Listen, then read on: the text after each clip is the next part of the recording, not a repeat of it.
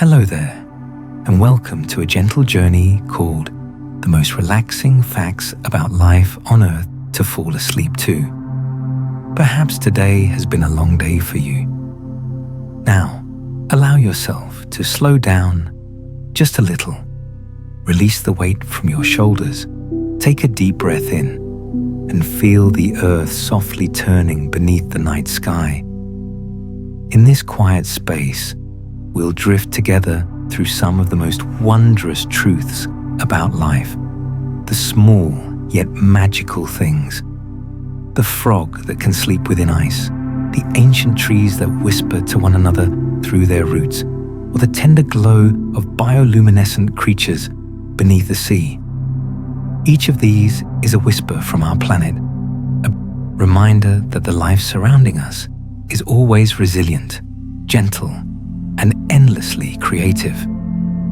If you enjoy these peaceful journeys, you are warmly invited to like or subscribe so that on future nights, we may once again drift together through the stories of life.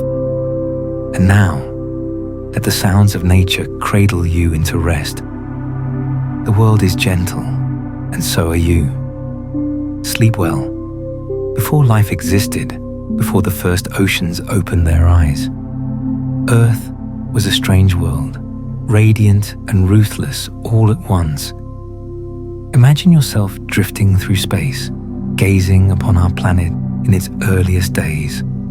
There is no green of forests, no songs of birds, only thick black seas, pillars of smoke rising from the wounded crust, and rivers of molten red lava flowing like blood across its surface. The air is heavy with sulfur, and acid rain falls endlessly, like the heartbeat of a planet still learning to form itself. In the deepest darkness of those ancient seas, sunlight never reached. Not a single ray could pierce the abyss. There was only the heat of the earth, the crushing weight of pressure, and the raw energy spilling from the planet's core. And it was there, in that place that seemed lifeless, without light, without oxygen, without peace, that life drew its very first breath. The narrator pauses, voice soft as breath. It is always from silence that the first note is born. And from darkness, that life finds its courage. The words echo like a serene hymn of nature. For every great beginning, from the birth of the universe, to the stars, to ourselves, begins in darkness and chaos. Without chaos, there is no order. Without fire, there is no warmth. As the philosopher Alan Watts once said, the contrast between light and darkness is what makes existence possible. In the deepest part of the ocean, where no light has ever touched, life learned to shine on its own. Scientists believe that around 3.8 billion years ago, deep beneath the water, hydrothermal vents created the first conditions for life to emerge. Cold seawater met hot rock from the Earth's core, stirring a rich chemical dance. Minerals like iron, sulfur, and carbon mingled in an unseen rhythm, chaos giving birth to the first order of biology. From those tiny shimmering bubbles, the first molecules, amino acids, lipids, and nucleotides began to form. Over time, they bonded, self-organized, and began to replicate, as if the Earth itself was learning how to dream of its own reflection. Carl Sagan once said, "The cosmos is within us. We are made of star stuff." But if the universe gave birth to matter, then Earth is where matter learned to live. In that sacred cradle of the deep, where heat and shadow intertwined, the biosphere found its womb, a holy space where warmth, water, and minerals composed the first notes of life. Each carbon atom sought a partner to dance with. Each proton and electron began to write the first poem in the history of biology. From chaos, stars are born. From heat, oceans awaken. From pressure, life begins to whisper. There was no wind, no sunlight, only an inner light, born from chemistry itself. The first creatures, smallest thoughts, began to draw energy from sulfides and metals in the hot water. Instead of sunlight, they lived on the breath of stone. It was the holiest moment in nature, when darkness was no longer the end, but the beginning. Biologist Stephen Jay Gould once wrote, "Life is not fragile, but incredibly tenacious. It clings to the edge of impossible." And indeed, if life could begin amid crushing pressure, fire, and water, in places no one thought it could exist, then within each of us lies that same inheritance, resilience, persistence, and the instinct to rise from adversity. Imagine yourself as a tiny protein molecule drifting in deep water among billions of others. You have no form, no awareness, only the sensations of heat, movement, and endless collisions. Then, one day, a new bond forms, a structure that can replicate itself, and life begins to count the first beats of time. From that moment, Earth was no longer just a barren rock. It had memory. Every living being, every breath that followed, became a continuation of that memory. We are the children of heat and shadow, born from oceans that dreamed of light. Science sees chemical reactions. Philosophy sees miracles. And art and storytellers like us see the bridge between the two, where beauty and truth breathe together. Now, close your eyes. Imagine drifting down into the primordial sea. The water around you is thick, warm, and heavy as night. In that endless darkness, suddenly, a faint flicker appears, like the first breath of the world. It is not the light of the sun, but the light of will, the will to live. From that instant, life began to spread, evolve, experiment, fail, and be reborn billions of times. There were no perfect conditions, only nature's persistence, the passion of matter longing to become life. One day, from those tiny cells came fish, moss, forests, and eventually, humankind. We, the beings who dream, love, fear, and tell the story of our own beginnings. From darkness we came, and to darkness we return. But in between, life learned to glow. When you think of that, you realize darkness was never truly something to fear. It is simply the cradle of light. Just as in life, the darkest moments are often when our deepest potential quietly begins to bloom, like the earth once did.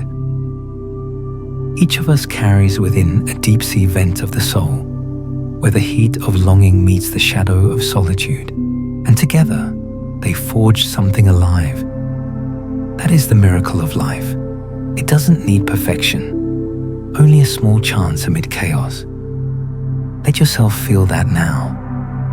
As you breathe in, you are breathing with the ancient ocean. As you breathe out, you return a fragment of that primordial energy to space. In every breath, there are traces of billions of years of evolution, the story of stone, of water, and of fire. Each breath connects you to everything that has ever lived. When you realize that, you are no longer just a person lying in a quiet room. You are part of the entire history of life, the poetry written by chemistry, the light born from darkness, the warmth born from flame. Now, the world grows silent again. The sound of waves fades. Even the earth's own breath softens. The world is gentle, and so are you. Sleep well. As the primordial night slowly dissolved, and the first reactions of chemistry transformed into biology, life began to breathe, fragile, yet steadfast. From darkness and fire, from pressure and boiling water, life found its way to exist. But mere existence was not enough. To continue, it had to learn to adapt, to reshape itself to the rhythm of a restless planet. If the previous chapter told the story of life's birth, then now we enter its journey of growth, where every creature is an inventor and every hardship a lesson in endurance. Let us drift a little slower, breathe deeply, and imagine listening as Earth tells the story of beings who never surrendered, living proof that life, however small, carries within it the vast determination of the universe itself. In the deep forests of the north, when winter lays its white silence over the ground, there are tiny creatures resting beneath layers of ice.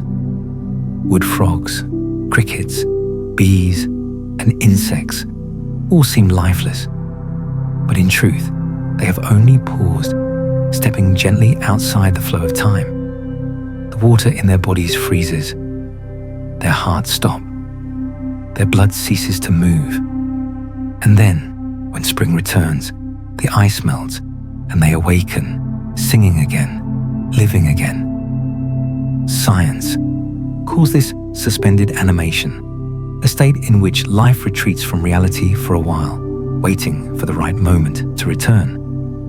It is a biological miracle, but also a quiet lesson in acceptance. Sometimes survival isn't resistance, it's knowing when to rest. Carl Sagan once said, "Survival is the exception, not the rule." Life is a delicate persistence against the odds. These small creatures teach us that even when the heart stops beating, hope still remains. For life is not a straight line. It is a pulse, sometimes silent, sometimes rising in waves. And if you listen closely, you can almost hear a whisper beneath the frozen stillness. I'm not gone. I'm waiting. Now, let us dive deep into the ocean, a realm with no sunlight, no dawn, no day or night. Thousands of meters below, where the pressure could crush steel, life still endures and even thrives. These are chemosynthetic microorganisms, beings that feed on the energy of stone, nourished by chemicals instead of sunlight. While life on the surface depends on the sun for photosynthesis, here, the Earth itself is the sun. At the hydrothermal vents, bacteria use hydrogen sulfide, a deadly gas to us, to create energy. Upon black lava plains, white corals bloom, eyeless shrimp swarm, and giant tube worms grow in forests of colorless light, an ecosystem glowing with the radiance of chemistry. Charles Darwin once wrote, "It is not the strongest of the species that survive, nor the most intelligent, but the one most responsive to change." These creatures of the deep have no eyes, no colors, no elegant forms. Yet they adjust themselves to the world instead of asking the world to adjust to them. They are living proof of a quiet miracle, that life does not need light to shine. If you are passing through a dark time, remember this. Even in the deepest darkness of the sea, life finds a way to glow, not through sunlight, but through its own inner light. There is a delicate, transparent being drifting through the water, the jellyfish. It has existed for over 500 million years, long before dinosaurs ruled the earth. No heart, no bones, no brain, and yet it survives. It moves by gentle pulses, like the lazy breathing of the ocean itself. It is one of the oldest souls of the sea, a witness to every extinction, every climate shift, every rebirth of the planet. Biologist Richard Dawkins once said, The DNA of all living things is a tapestry of survival stories, and the jellyfish is one of the oldest threads in that tapestry, soft yet unbreakable. It has not evolved much, nor sought complexity. Instead of changing the world, it chose simplicity, and that is why it remains. Sometimes, adaptation is not about becoming stronger, but about knowing when to stay still, like someone who stays quiet through the storm, waiting for the sun to return on its own. Imagine now there are creatures living miles beneath the ground, where there is no light, no air, nothing but rock and metal. And yet, they live. They feed on iron and sulfur, even drawing energy from natural radiation. These beings, called extremophiles, are Earth's silent warriors. They can survive in acid, in ice, in vacuum, even in outer space.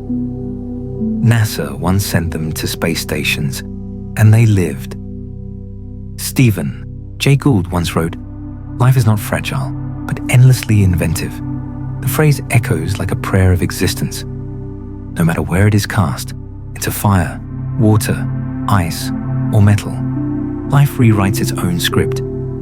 It experiments, it fails, and it tries again. It never truly dies. It only changes shape, changes form, changes the way it tells its story. If you listen deeply, even the Earth's crust has a pulse, slow, deep, and steady. It is the breath of patience, waiting millions of years for the right moment, until a tiny seed can grow from solid stone. It is as if the earth were whispering, "Be still." Even the stone remembers how to live, from frogs in ice, to jellyfish in the ocean, to microbes in the stone. All teach us one thing: life does not know surrender. Every living being is a story of persistence, proof that to exist is not to be perfect, but to continue, even when conditions are far from ideal. Adaptation is the oldest intelligence of nature. It is not loud, not dramatic, but quiet, enduring, and kind. Carl Sagan wrote in Cosmos, "The beauty of a living thing is not the atoms that go into it, but the way those atoms are put together. And that is what makes this earth sacred, not because it is flawless, but because it always finds a way to renew itself. Forests grow back after fire, corals bloom again after storms, and humans, no matter how many times they fall, keep dreaming still." Now, take a deep breath. Feel your heartbeat, your breathing. They are the rhythm of billions of years of evolution.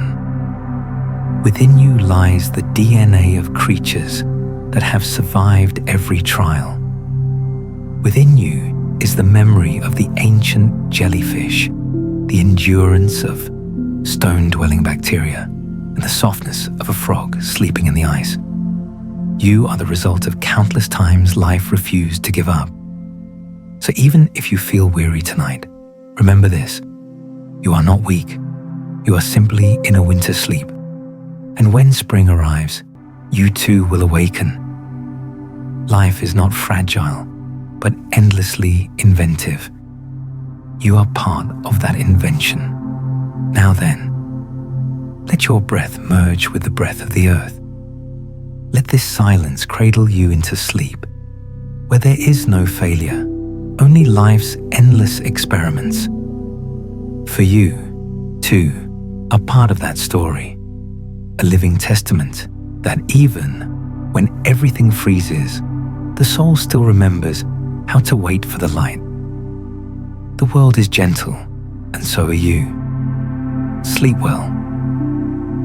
In the previous chapter, we wandered through wondrous stories of adaptation, where life proved that even when frozen, buried, or pressed into darkness, it still found a way to go on. Life does not know how to surrender. It changes shape, shifts form, and is always rewriting its own script. And then, when we lift our eyes to the sky or listen to the breath of the deep forest, we suddenly realize there are beings that not only endure adversity, but step beyond time itself. They do not merely survive, they endure. Individuals that seem to have moved past the limits of a single ordinary lifespan, living through millennia as if time were only a gentle breeze passing over them. If adaptation is life's intelligence, then endurance is the planet's memory. And tonight, in this quiet space, we will listen to these time-defying beings tell their tales, slow memories, wordless songs of the earth. In the mountains of Utah, there is a trembling aspen grove called Pando. From the outside, it looks like thousands of aspens growing close together, quivering leaves, white trunks, green crowns.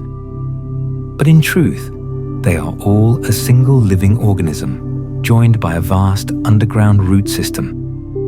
Pando is not a forest of many trees. It is one living body, spreading over more than 40 hectares, weighing over 6 tons, and at least 10 years old. Each trunk lives for about a century, then dies. But from its roots, a new shoot rises. And so, across thousands of generations, Pando remains, a soul changing bodies, a single being with a memory that spans millennia. Biologist Peter Vorleben once wrote in The Hidden Life of Trees, "A tree can be only as strong as the forest that surrounds it." Pando proves this on an even grander scale. It needs no forest around it, because it is the forest. It is a living poem of biological solidarity, showing how life defeats time, not by solitary strength, but through the invisible bonds among all its parts. If we listen closely to the wind, Pando seems to whisper, "I have died 1,000 times, and I am still here." And that is the essence of endurance, not to live forever, but to know how to return. Farther away, beneath the blue waters of the Mediterranean, a meadow of seagrass, Posidonia oceanica, stretches for more than 15 kilometers. Scientists estimate that it has existed for over 100,000 years, longer than any multicellular organism humanity has ever known. It is not dazzling, has no fragrant flowers, no alluring colors. It simply photosynthesizes in silence, reproduces, and purifies the sea around it. A presence so simple it feels meditative, as if the ocean chose it to keep its own breath clean. In that stillness, something moves us. Life does not need to be loud to be remembered. Sometimes, silence is the deepest form of existence. Carl Sagan once wrote, "We are the way for the cosmos to know itself. If human beings are the memory of the stars, then seagrass is the memory of the sea, the place where the ocean sees itself in each slender blade. With every passing wave, it keeps breathing, filtering, healing the planet, proof of the strength of patience. No storm is strong enough to destroy a being that knows how to breathe with time." Now, we leave the sea to return to land, where a colossal creature hides beneath the soil in Oregon, USA. People call it Armillaria ostoii, the giant honey fungus. On the surface, you see only a few small clusters of golden mushrooms, but beneath lies a mycelial web spreading over 10 kilometers, and it has existed for more than 8 Saharan years. Science regards it as the largest and heaviest organism on the planet, but perhaps more astonishing is that it lives in silence. No sound, no light, no clear form, only a network of hyphae quietly connecting every inch of earth, each tree in the forest, each small root. It is the earth's hidden body, a vast nervous system of nature, where signals, nutrients, and messages travel as if within the planet's own slow brain. Mycologist Paul Stamets once said, "Mycelium is the Earth's natural internet," and indeed, whenever a tree in the forest falls ill, the underground fungal network sends nutrients from the healthy to the weak. When land is dry, it distributes moisture, shares energy, and balances life. It is the perfect emblem of collective existence, where no one lives alone, where life is not an individual, but an eternal interweaving. In the hush below ground, that giant fungus is composing a wordless symphony of solidarity, the very energy that has carried life through billions of years of change. But time-defying beings are not only outside us, they live within us. In every human body, there are more than 100 trillion microorganisms, bacteria, viruses, fungi, and archaea, forming the microbiome, a living ecosystem. They help us digest food, protect our immune systems, and even influence emotion and mood. Biologist Ed Yong wrote in I Contain Multitudes, "You are not just an individual. You are a colony, a city, a vast ecosystem." This invites us to look back at ourselves with humility. We do not exist apart. We are a vibrant community of countless small lives, cooperating, balancing, keeping us alive. Each time you breathe, eat, or laugh, billions of those beings move in rhythm with you, a microscopic dance linking us to the ancient chain of life stretching from the ocean to this very moment. Thus, time is not only outside us, it flows within us. Every cell in your body is a descendant of Earth's first lives, reused, restructured, reborn again and again across billions of years. And when you listen carefully, in the quiet of your own body, you will hear the far echo of life. You are not alone. You never were.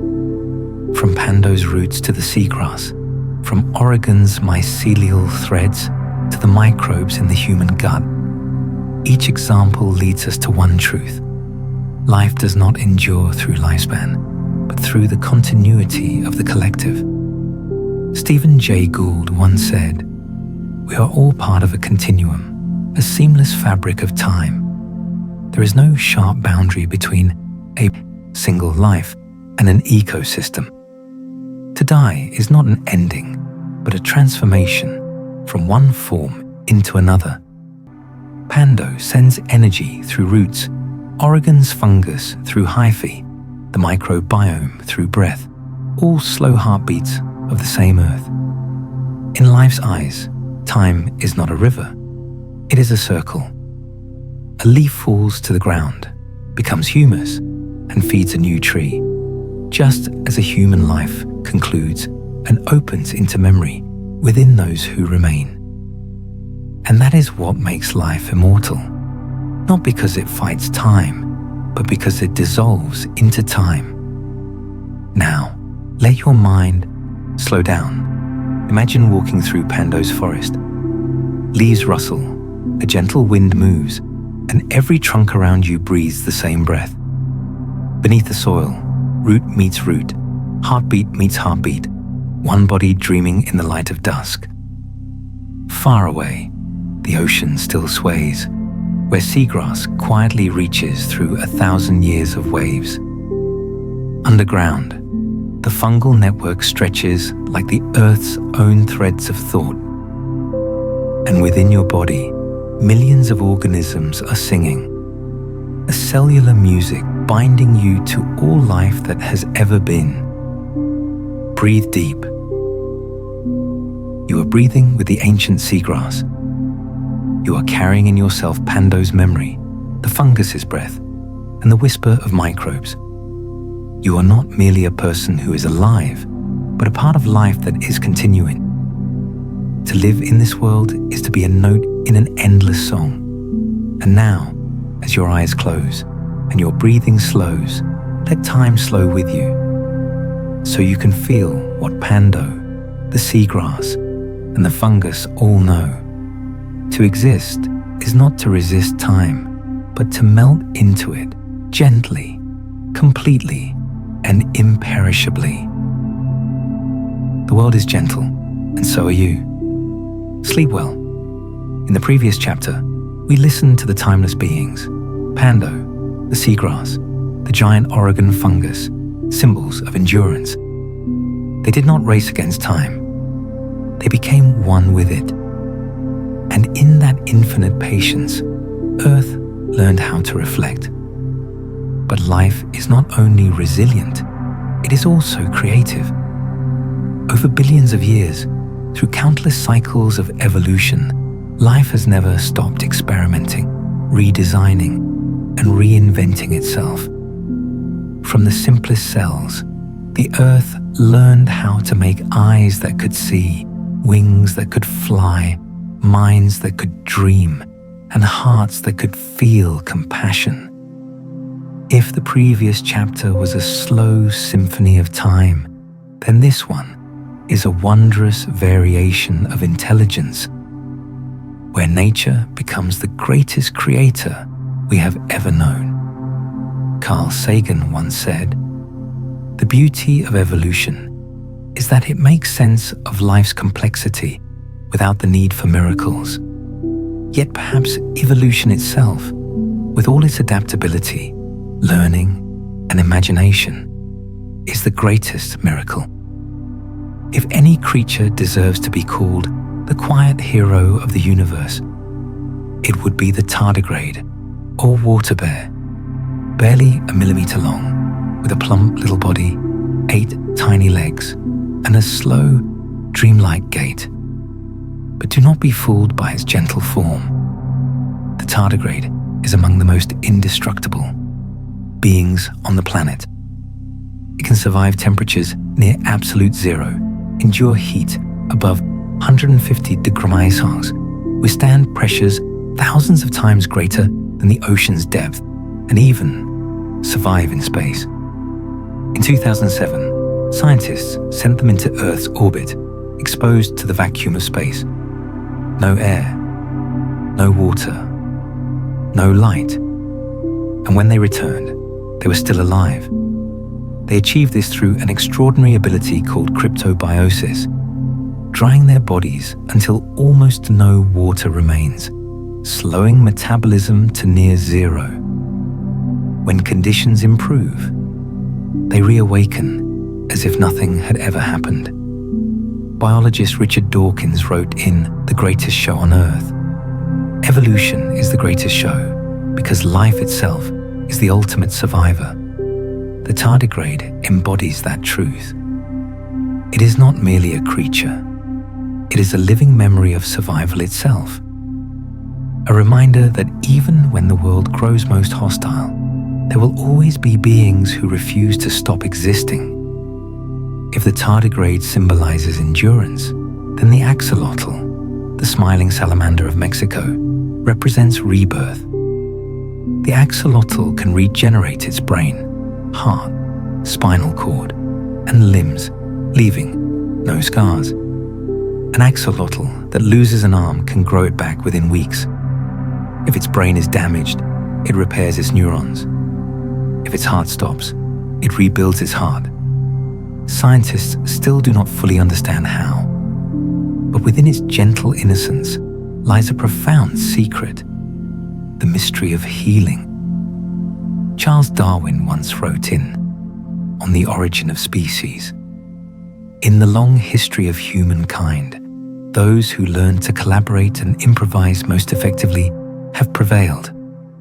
The axolotl does not fight, it heals. And perhaps that is the highest form of survival, turning injury into opportunity for renewal.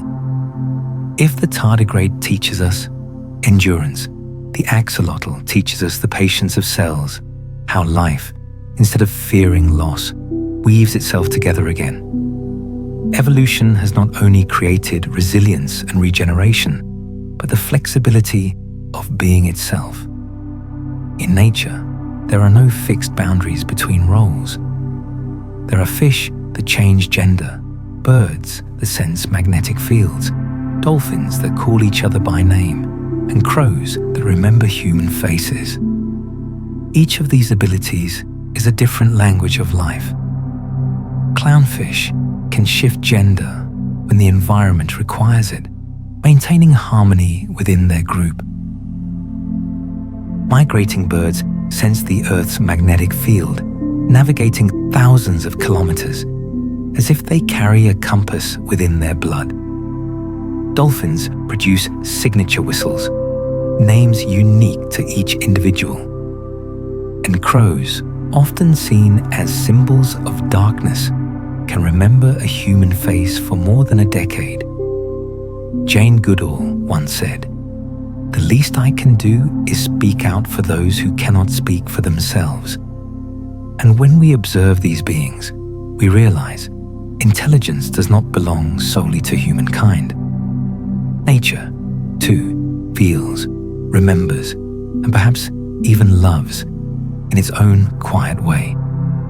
These creatures do not simply survive, they think, communicate, and adapt with awareness. Evolution, then, is not only a biological process. It is the oldest art form of the planet. Every animal, every body, is a brushstroke in a painting that Earth has been composing for billions of years. Stephen Jay Gould once said, "Evolution is not a ladder, but a branching tree, with each branch unique and complete.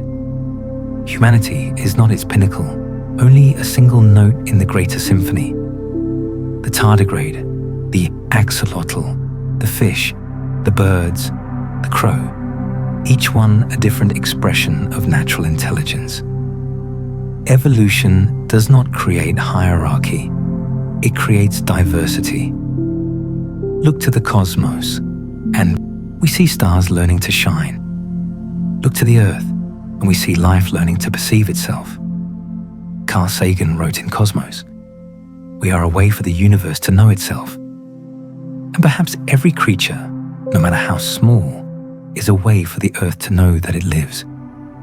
Each pair of eyes is a mirror. Each breath, an answer.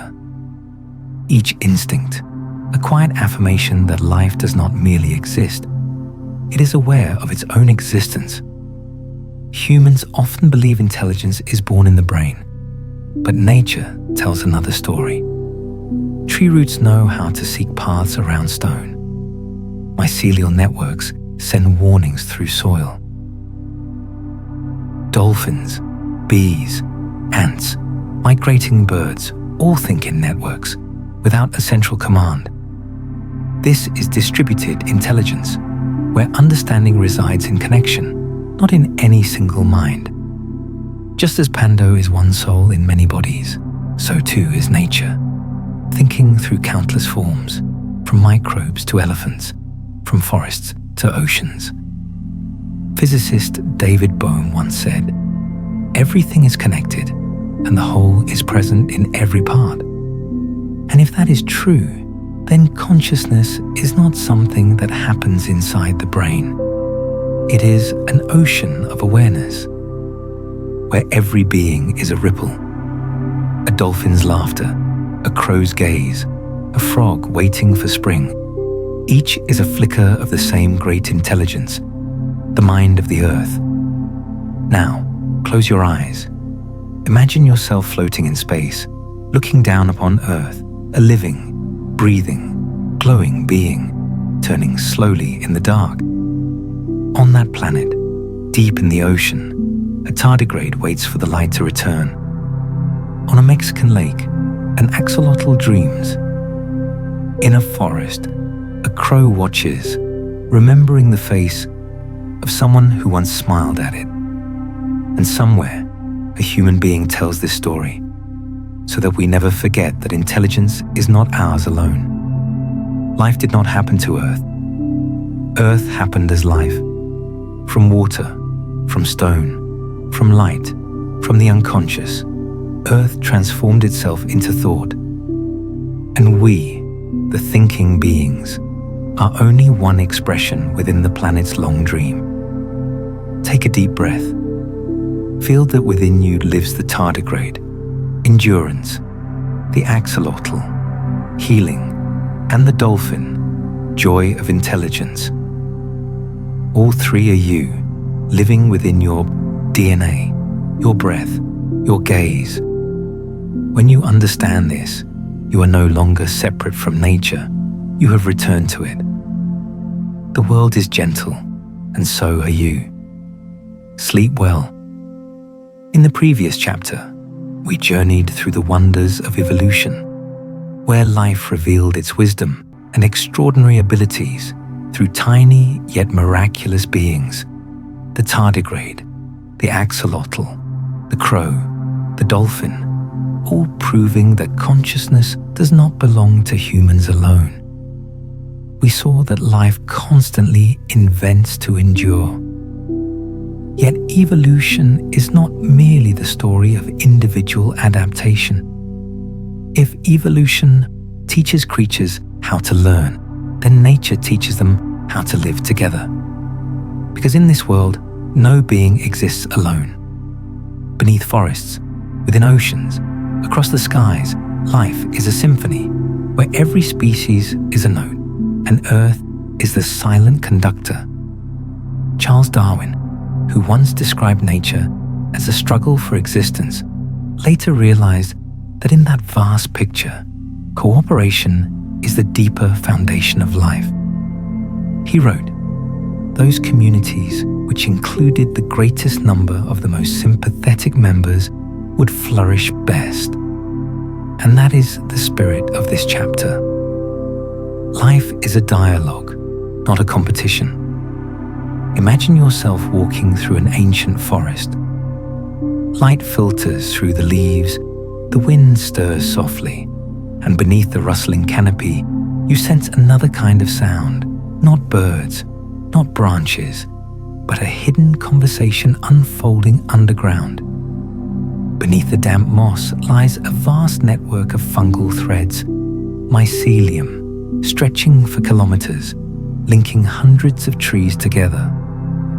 Through this system, trees send nutrients, warn one another of disease, and even share energy with their young.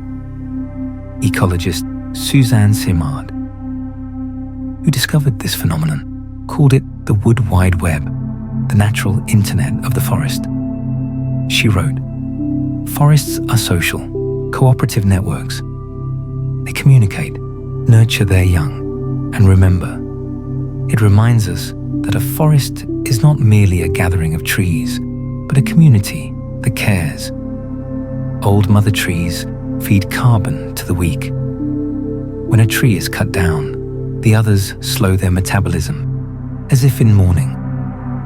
Beneath the quiet soil lies a network of feeling, where every root knows how to listen. The forest is not a collection of trees, but a conversation. Leaving the forest, we follow the tiny footsteps of leafcutter ants. They do not simply forage, they farm. In the rainforests of the Amazon and Central America, atta ants cut leaves, carry them home, chew them into pulp, and use them to cultivate a special fungus, their only food source. The fungus cannot live without the ants, and the ants cannot survive without the fungus. It is a biological love story that has lasted tens of millions of years. Microbiologist Lynn Margulis, who developed the theory of symbiogenesis, once said, "Life did not take over the world by combat, but by networking.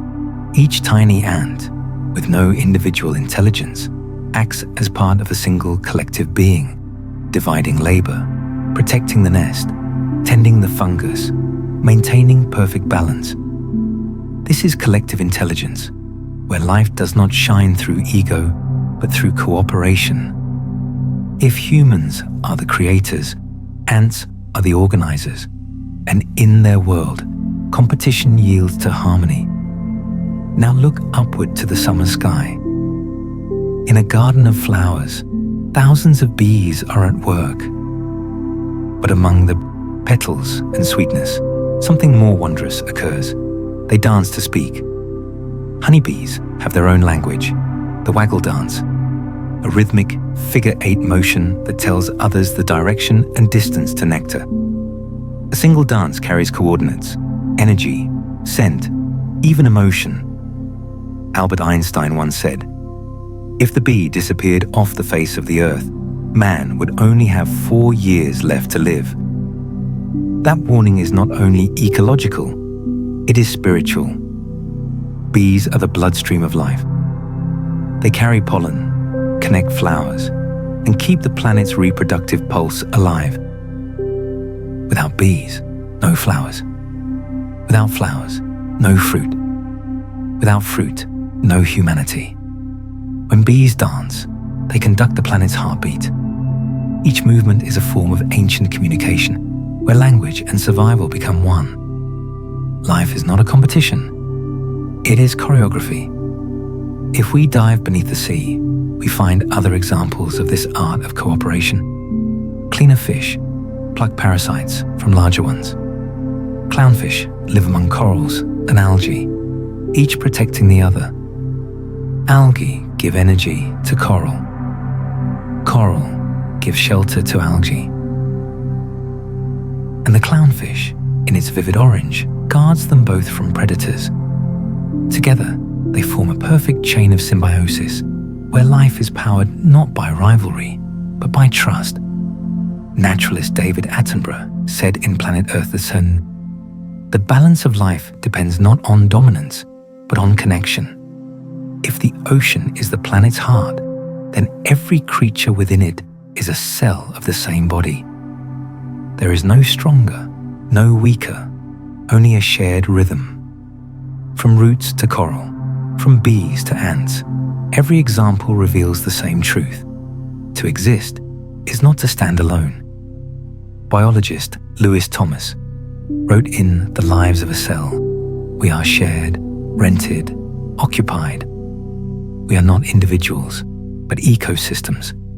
Every organism exists in relationship with thousands of others. Even humans, in every cell, every breath, are networks of living beings, born, dying, and reborn together. At its deepest level, life is not competition, it is conversation.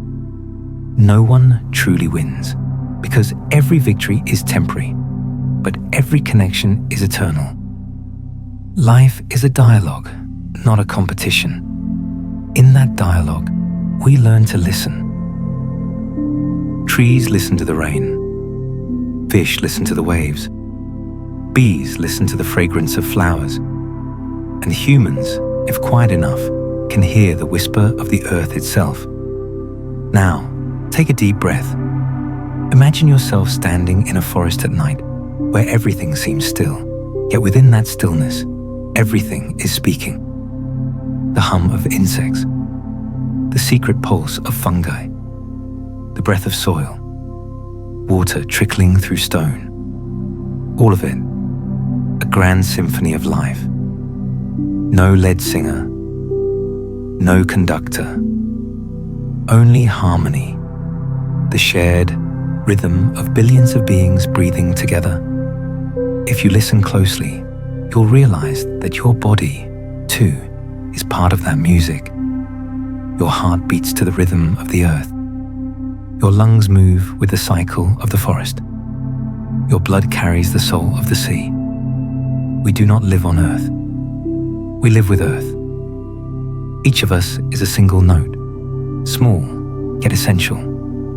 Without one note, the song would be incomplete. If the bees vanished, the flowers would fall silent. If the trees stopped speaking, the forest would lose its voice. If humanity forgot to listen, the planet would forget how to dream. And so, tonight, as you close your eyes, let your body merge with that symphony. Do not strive. Simply breathe with life. Breathe in. You receive the forest's breath. Breathe out. You return it to the sea. Between those two moments, you are not just an individual. You are part of the web, a single thread in Earth's luminous tapestry. The world is gentle, and so are you. Sleep well. In the previous chapter, we saw life as a resonant web, where every creature is a note, and Earth is the grand composition of cooperation and symbiosis. But like every symphony, there are rests and low passages, moments when the melody pauses to make room for silence. And it is within that silence that life learns to renew itself. For nature not only creates and connects, it also knows how to destroy in order to begin again. Fire, floods, seasons of drought, even mass extinctions, these are not merely disasters, but the planet's breath.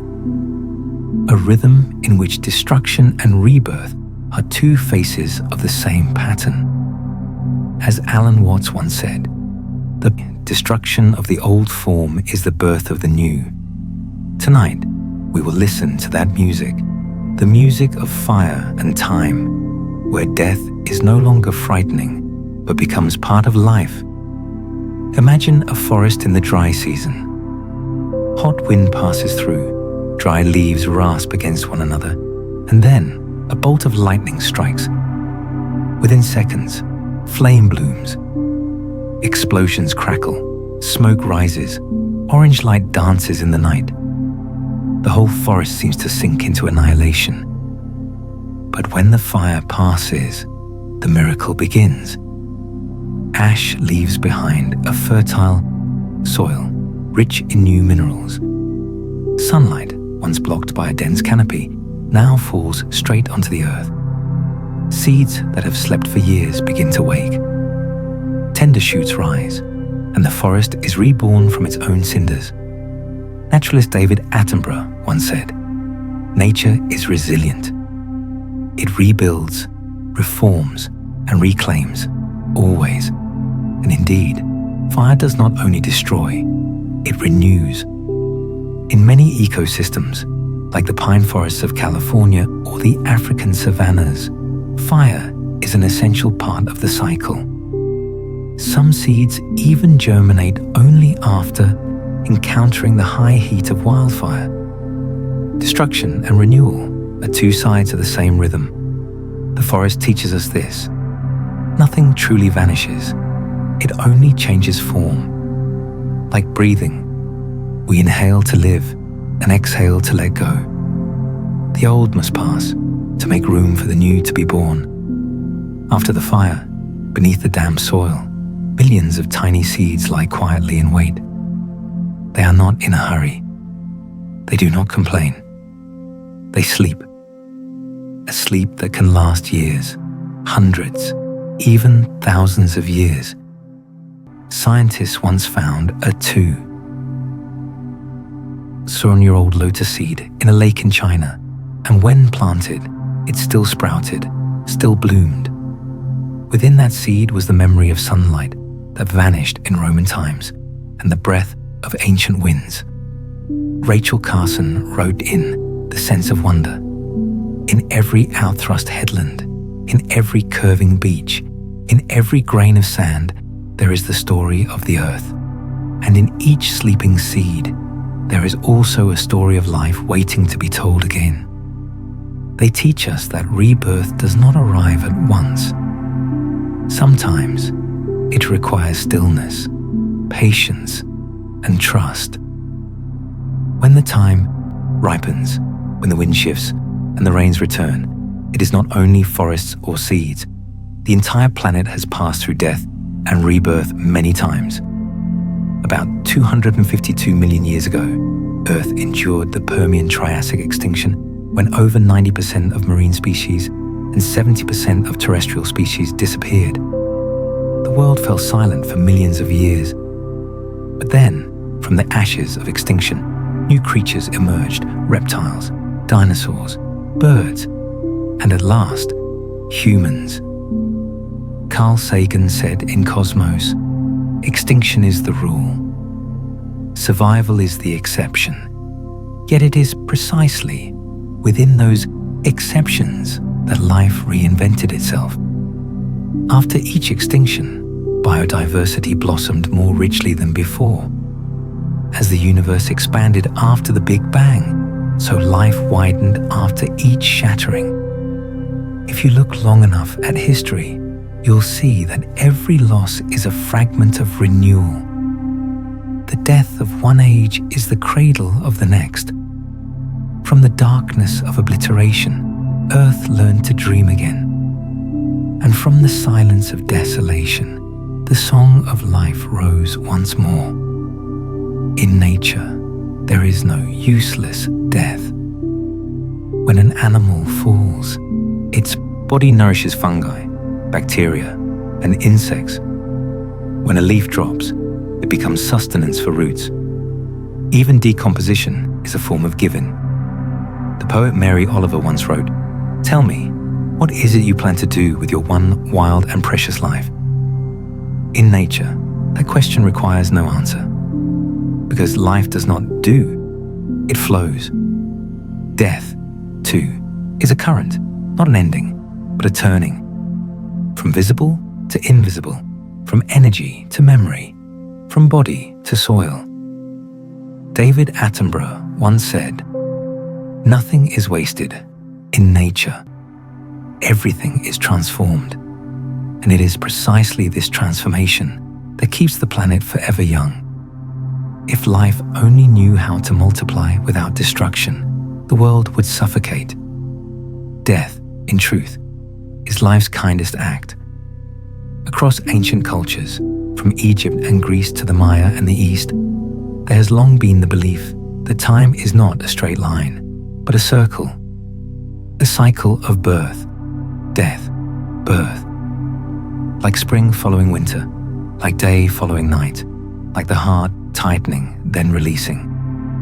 Alan Watts wrote in the book On the Taboo Against Knowing Who You Are, the more a thing tends to be permanent, the more it tends to be lifeless. Therefore, life must learn to let go. Let go of one season to welcome the next. Let go of one form to become another. Just as the ocean accepts the breaking of its waves, knowing every drop will return to it. Within that circle, destruction ceases to terrify. It is simply the other half of creation. Without night, how would we have stars? Without silence, how would we hear music? Without death, how would life be? Destruction and renewal are two sides of the same rhythm, one shared breath, from the deep forest to the human heart. Now, close your eyes. Imagine standing in a forest after the fire. Ash beneath your feet, the air still carrying the scent of smoke, and amid the grey-black scene, a tiny shoot has just pushed through the soil. A wisp of smoke lifts, dissolves into the air, becomes cloud. Cloud becomes rain. Rain feeds the tree. The tree will one day burn, and the circle continues. Breathe in. You feel the warmth of fire, the emblem of transformation. Breathe out. You feel the coolness of water, the emblem of renewal. In that breath, the opposites harmonize, like yin and yang, like life and death. In nature, nothing dies. Everything changes. Earth does not fear endings because it knows that every ending is simply a beginning in another form. Just as in sleep, we die a little each night to be reborn each morning. That is why sleep is so peaceful. It is the gentlest form of destruction we allow. Now, let yourself drift with that rhythm. If something within you is breaking, let it break. If something is fading, let it fade. Because perhaps from those very ashes, a new life is waiting to be born. Breathe in, you are receiving life. breathe out, you are giving it back. A cycle without end. The world is gentle, and so are you. Sleep well. In the previous chapter, we journeyed through the cycles of destruction and rebirth, where fire did not merely burn, but opened the path for new life. From ashes, Earth has remade itself countless times, and with each renewal, life has risen stronger, richer, and more inventive. Like an artist, the planet has learned one profound truth, that to create something new, one must sometimes let the old dissolve. And in that very moment, between chaos and transformation, the animal kingdom was born. Carl Sagan wrote in Cosmos, "Evolution is a process that allows the universe to know itself.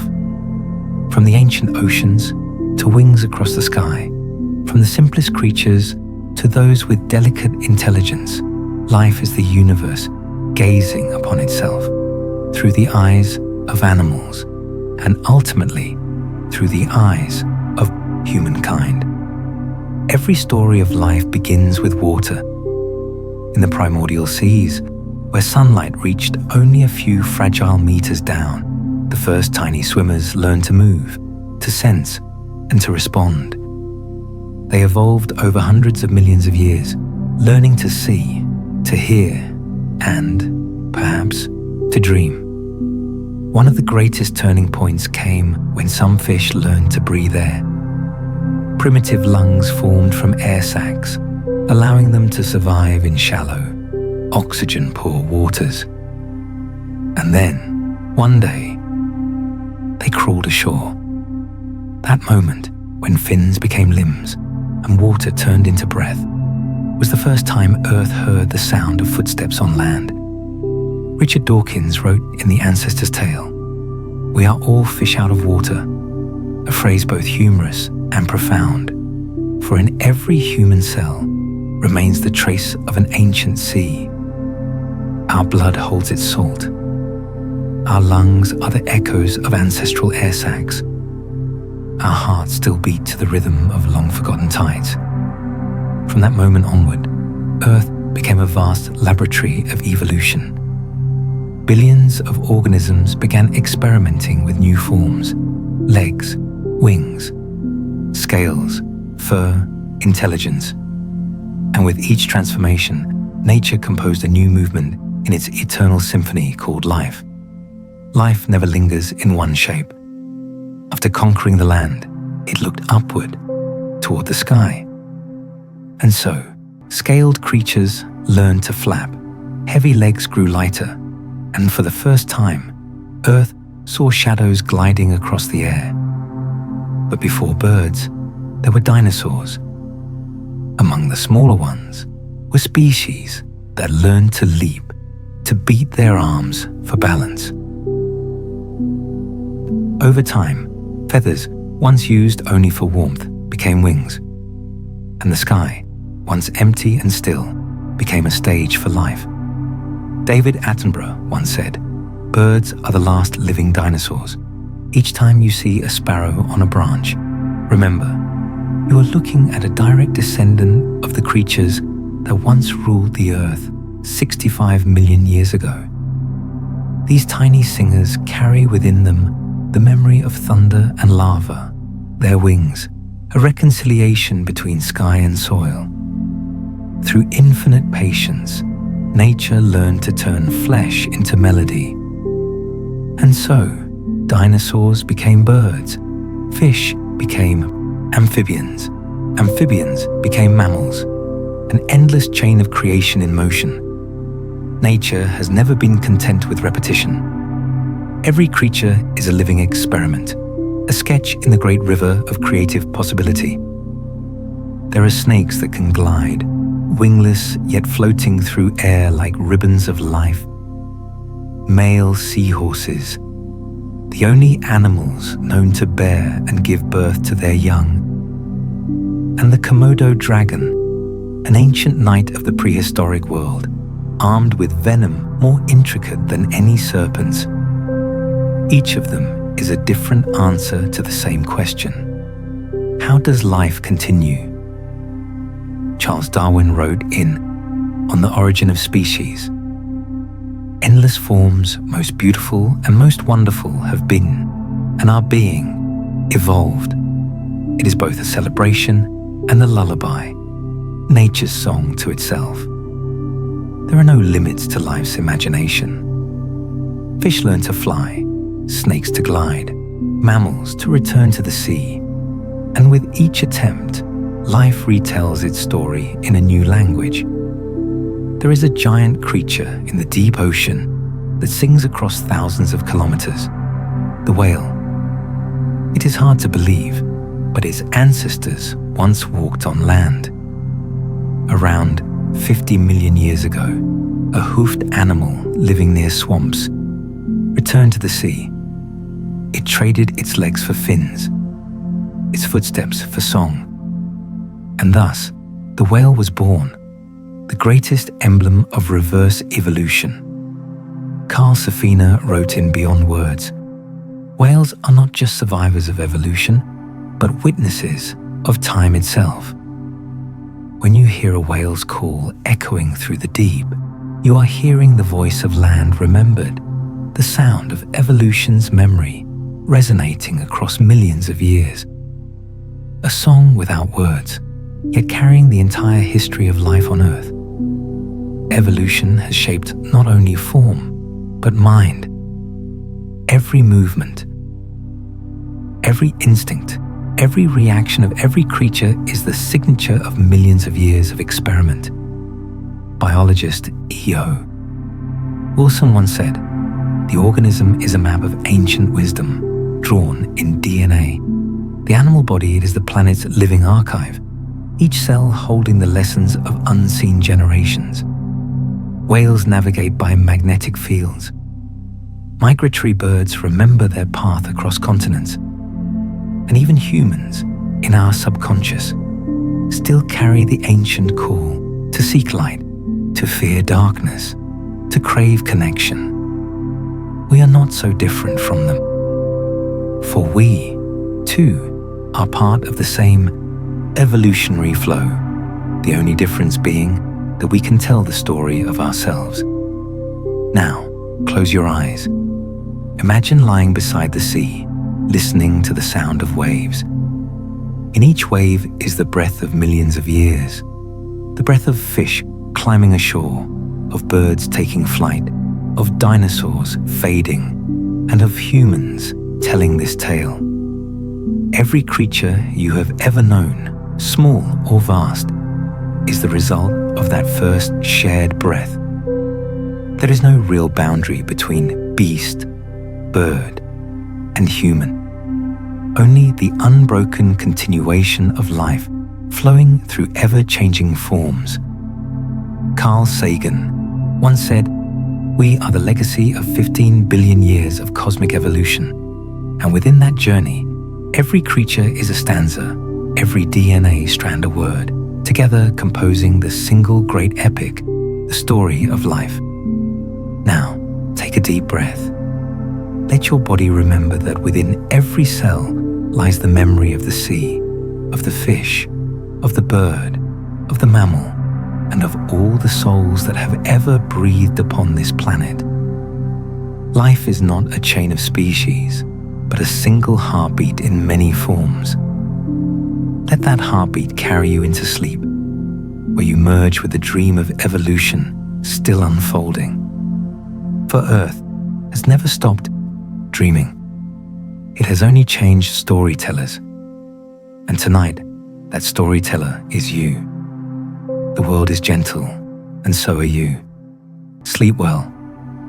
In the previous chapter, we journeyed through the grand odyssey of evolution, where fish grew lungs, snakes learned to glide, dinosaurs became birds, and whales returned to the sea. All of it was a miracle of adaptation, an ancient symphony in which Earth kept experimenting with itself. But if the earlier chapters spoke of form and intelligence, this one speaks of light, the silent language through which nature communicates, survives, and adorns itself. In the darkness of the deep ocean, where sunlight never touches, creatures still glow. Across the night meadows, fireflies flicker together in synchronized waves of living light. Sharks shimmer in a dim, ethereal blue, and squids, in a breath, vanish into water like whispers of smoke. It is not illusion. It is not magic. It is the language of life itself. Light within darkness, a symbol of knowledge, hope, and awareness. Carl Sagan once wrote, "We make our world significant by the courage of our questions and the depth of our answers."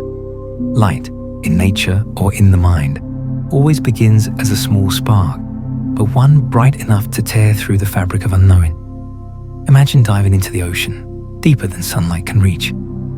Around you, an endless night. No color, no direction, only water, cold and still. And then a tiny creature glows, then two, then three. A constellation blooms in the sea.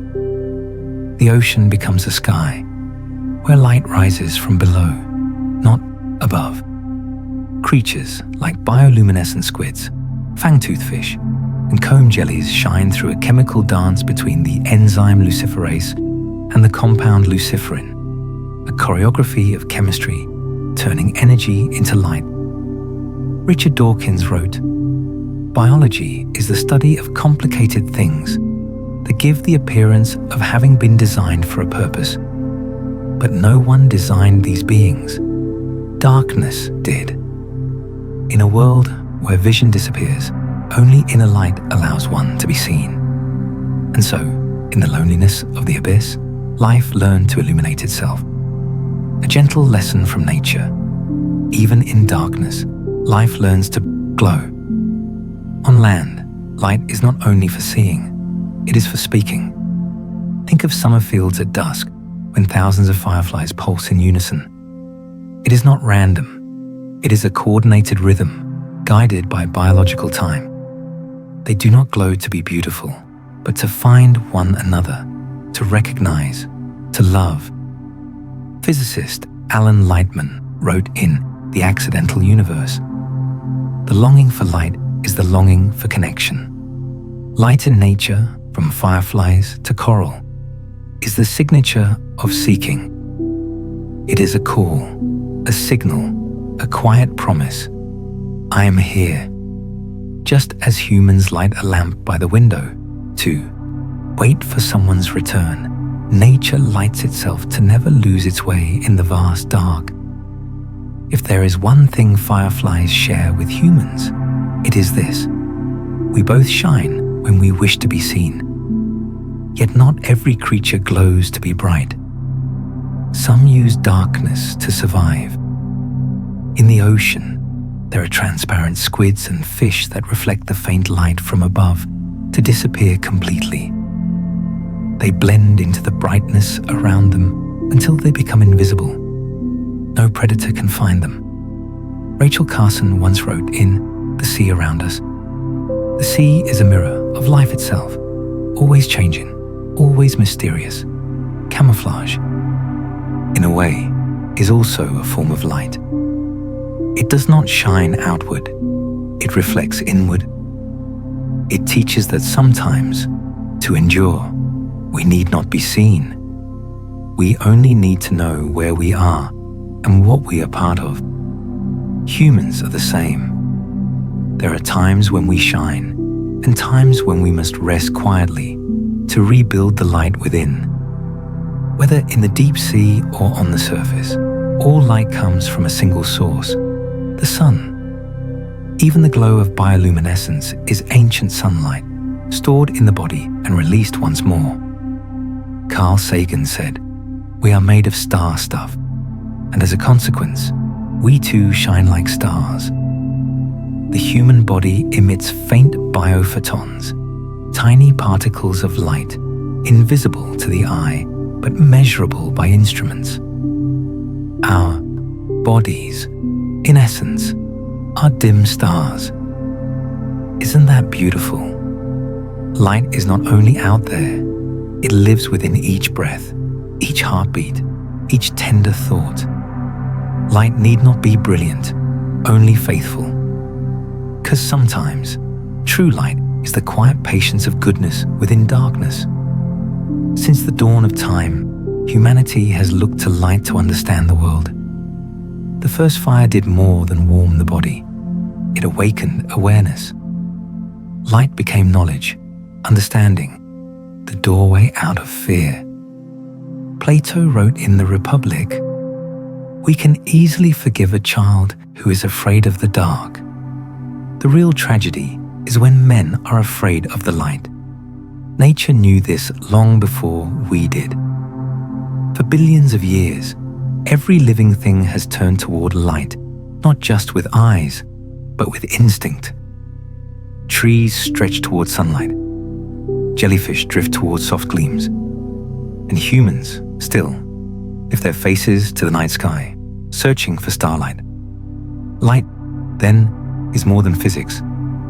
It is the sacred language between life and the cosmos. Carl Sagan also wrote, "For small creatures such as we, the vastness is bearable only through love. And light is the first form of that love. Between firefly and night, between the sun and the flower, between the storyteller and the listener drifting into sleep. Now, take a deep breath. Imagine floating through a vast, black ocean. No direction, no sound, only the rhythm of your heart. Then, far away, a single point of light. Perhaps a tiny glowing creature, alive in the deep. It moves closer, not blinding, but gentle, enough to remind you that you are not alone. Because life always finds a way to shine where it needs to be seen most. And sometimes, that light is you. Mary Oliver once wrote, "Instructions for living a life. Pay attention. Be astonished. Tell about it. That is life's purpose, to notice beauty and pass on its light. You don't have to be the sun. You only have to be a firefly, glowing softly enough to guide someone through the dark. Breathe in. You receive the light of the world. Breathe out. You return your light to it. In that rhythm, you become part of the ancient dance of illumination. The world is gentle, and so are you. Sleep well." In the previous chapter, we walked through the shimmering world of light and camouflage, where life learned to glow in darkness, to blend into its surroundings, and to find one another by gentle side. Light, understood more deeply, is not only a physical phenomenon. It is a metaphor for knowledge, for awakening. It is nature's way of telling us, do not fear the dark, for the light already resides within you. And now, as the journey draws toward its close, we recognize every light, every life, every breath begins in the very same place. There is no boundary between human and nature, between sea and star, between past and present. All is a single stream of energy, circulating, learning, and becoming aware of itself. Carl Sagan wrote in Cosmos, "We are a way for the cosmos to know itself." And that is the spirit of this chapter, a meditative conclusion. Humans are not separate from the universe. We are the universe, in a form that knows how to breathe, to love, and to contemplate.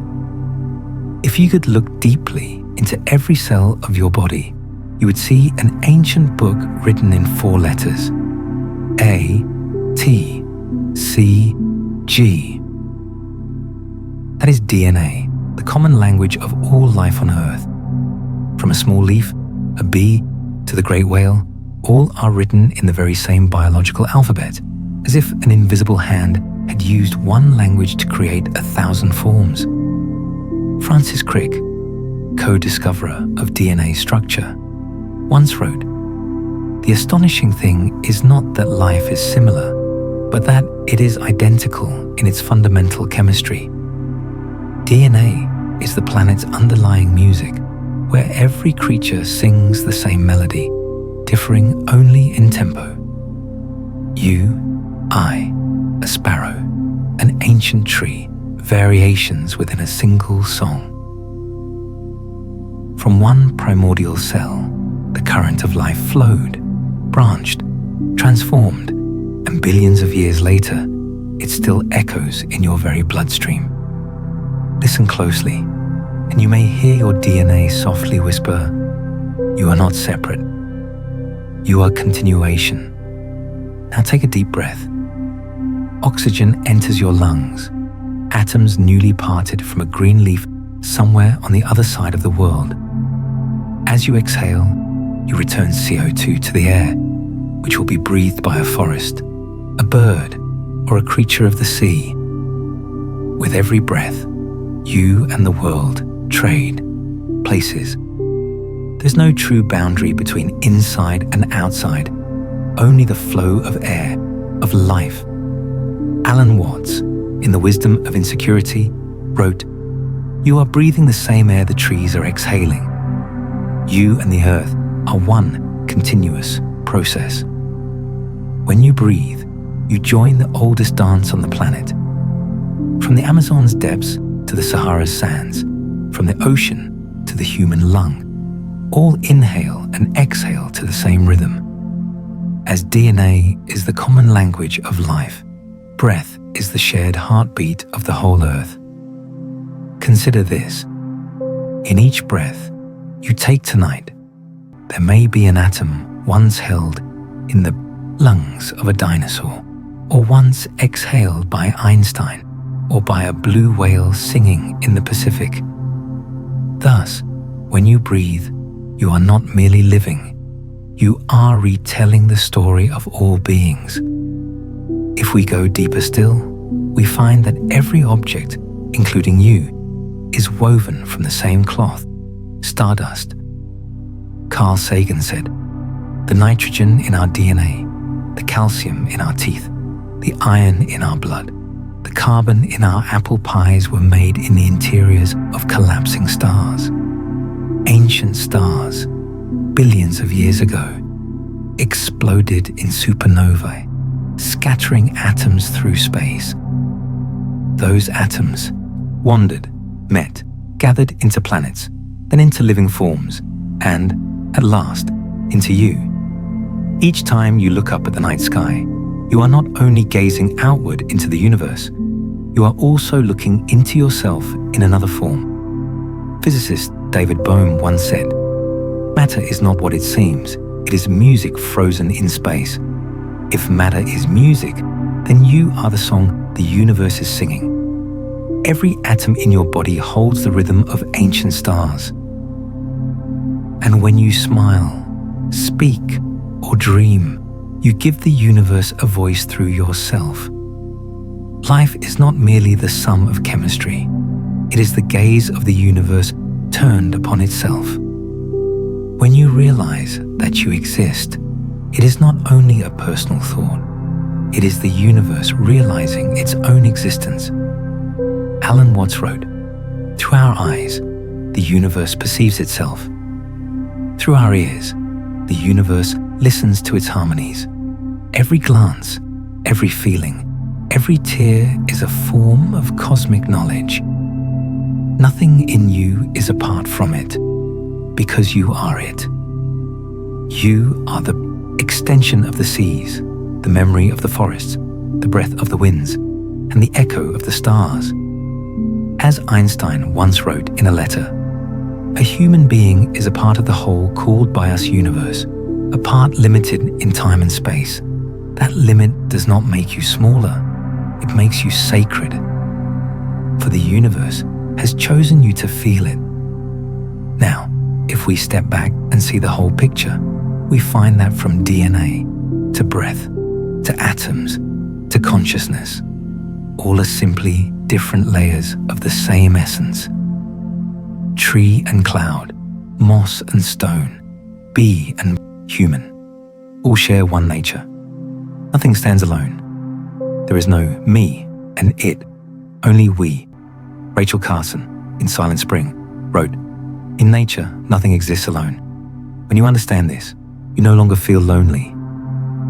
Every breath you take is the world touching you. Every heartbeat you hear is the pulse of millions of beings living beside you. Love, in its deepest sense, is not a feeling, but the recognition that we have never been separate. Now, close your eyes. Feel the air flowing in and out of your lungs. Hear your heartbeat, steady as the universe's drum. Imagine the atoms in your blood spinning, just like the stars within a galaxy.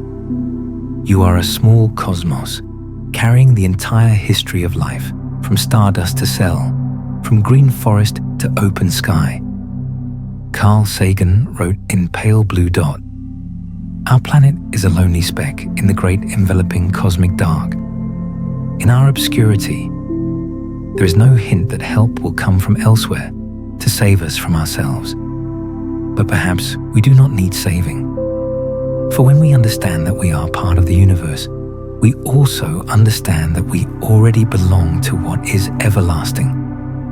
Let your body dissolve into Earth's breath. Let your mind dissolve into the sky, and let your spirit drift in the calm of connection. For you are not small. You are not lost. You are a chapter in the great story of the cosmos, and tonight, the universe is singing you to sleep. You are made of atoms forged in ancient stars. The universe is vast, and so are you. Sleep well. In the previous chapter, we saw life through the lens of philosophy, where DNA, breath, and stardust merged as one. We realized that we are not outsiders looking in, but part of the cosmos itself, a way for the cosmos to know itself. As Carl Sagan once wrote, "But when awareness reaches its farthest shore, when the mind has wandered through every path of knowledge and every corridor of language, what remains is silence. No more questions, no more searching, only breath, only presence. And this is where the journey closes. Not with a lesson, but with a lullaby. Take a deep breath in. The air enters your lungs, warm, gentle, carrying the breath of millions of beings, trees, forests, oceans, clouds, and those who lived before you. Now exhale slowly. That same air leaves your body, dissolving into the space around you, becoming the life of another. Thich Nhat Hanh wrote in Peace is Every Step, "Breathing in, I calm my body. Breathing out, I smile. Dwelling in the present moment, I know this is a wonderful moment. In this moment, there is no I and no universe. There is only breath breathing itself. You do not need to try to belong to the cosmos. You never left it. Breathe in, you return. Breathe out, you dissolve. And so, you gently merge with the rhythm of all things. If you listen closely, you might hear a very soft music drifting through space. It is not the sound of strings or wind. It is the vibration of the universe itself. David Bohm, the quantum physicist, once wrote, "The whole universe is in a state of unending harmony and motion. Every atom in your body moves in that rhythm. Your heart is a small drum, keeping time for the cosmic symphony. And when you sleep, that music continues. Only the listener changes. You do not need to do anything. You do not need to understand anything. Even silence is part of the song. Now imagine yourself lying beneath an endless night sky. Above you, the stars shimmer, not far away, but near, like living cells glowing within your own body. Neil deGrasse Tyson once said, We are all connected to each other biologically, to the earth chemically, and to the rest of the universe atomically. When you feel yourself drifting through space, remember, you are not moving away. You are dissolving into the whole. You do not disappear. You return. The sky is not outside you. It is within you. The stars are not distant. They are burning softly in your very breath. Sleep, in its own quiet way, is a lesson in cosmology. Each night, we release our grasp on awareness, on names, on roles. We return to unknowing, to the original stillness that all life carries within. Mary Oliver wrote, "Let me keep my mind on what matters, which is my work, which is mostly standing still and learning to be astonished. To sleep is not to lose consciousness. It is to return to its calmest form." There is no past, no future, only the present, quiet, warm, and forgiving. Let yourself fall into sleep, like a leaf drifting onto a river, not resisting, not fearing, simply following the flow. Now the storyteller grows silent. Only your soft breathing remains, blending with the whisper of the universe. If you listen, you may hear something, not with your ears, but with your heart. Perhaps it is Carl Sagan's gentle reminder from Cosmos. We are like butterflies who flutter for a day and think it is forever. And yet, like butterflies, in our brief moment, we have flown, we have seen, we have been. You do not need to understand more. You do not need to seek further. The universe surrounds you, in every cell, in every breath, in every dream that follows. Let these final words drift softly into space. Each breath connects you to everything that has ever lived. You are made of atoms, forged in ancient stars. The universe is vast, and so are you. Now, close your eyes. Release your shoulders. Inhale. Feel the entire universe breathing with you. Exhale. Let everything return to stillness. No more I, no more listener, no more narrator. Only one breath unfolding through infinite space. And as you drift into sleep, the earth still turns, the stars still burn, the wind still moves. The universe keeps dreaming, and you are part of that dream. The world is gentle, and so are you. Sleep well, dream softly.